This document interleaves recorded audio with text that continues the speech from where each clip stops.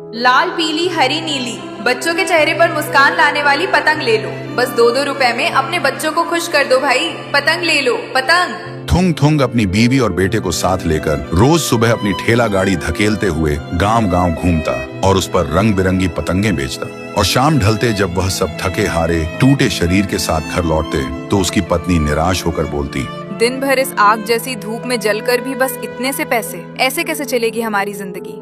थुंग थुंग सुन के चुप रहता, क्योंकि वह जानता था गरीबी इंसान को सख्त बना देती है। एक दिन गरीबी और मजबूरी से हार कर थुंग थुंग अकेला गांव के बाहर एक शांत तालाब के किनारे बैठ के पानी में पत्थर फेंक रहा था और रो रहा था। कैसी किस्मत दी है ऊपर वाले, घर में दाने नहीं और एक नन्हा मेहमान आने वाला है। मन हो रहा इसी पानी में कूदकर जान दे दूं, लेकिन कमबख्त तैरना भी नहीं आता। तभी अचानक पानी को चीरते हुए एक बेहद खूबसूरत जलपरी बाहर निकली। देखते ही थुंग थुंग की आंखें डर के मारे फटी की फटी रह गईं। जलपरी बोली, डरो मत थुंग थुंग, मैं इस जल की रक्षिका हूँ। मैंने तुम्हारी सच्चाई और तुम्हारा दुख देखा है।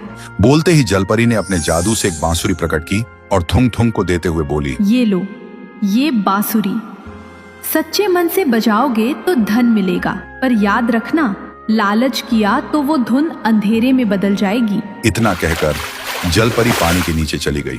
थुंग थुंग हैरानी से उस बांसुरी को घूरता रहा। फिर थुंग थुंग घर आया। बीवी ने बांसुरी देखकर गुस्से से कहा, खाने को दाने नहीं है और तुम ये खिलौना उठा लाए, और गुस्से से चली गई। फिर रात को जब सब सो गए, थुंग थुंग ने डरते डरते बांसुरी होंठों से लगाई। जैसे ही उसने एक मीठी शांत सी धुन छेड़ी, उसके सामने कुछ चांदी के सिक्के आ गए। थुंग थुंग हैरान रह गया। फिर उसने बस उतने ही सिक्के उठाए जितने से कल का खाना आ सके। तब से धीरे धीरे थुंग थुंग की जिंदगी सुधरने लगी थी। पुरानी ठेला गाड़ी छोड़कर उसने गांव में एक दुकान खोल ली, अपने बेटे को स्कूल भेजना शुरू किया और शाम को घर लौटते वक्त अपनी बीवी के लिए तोहफा लाता।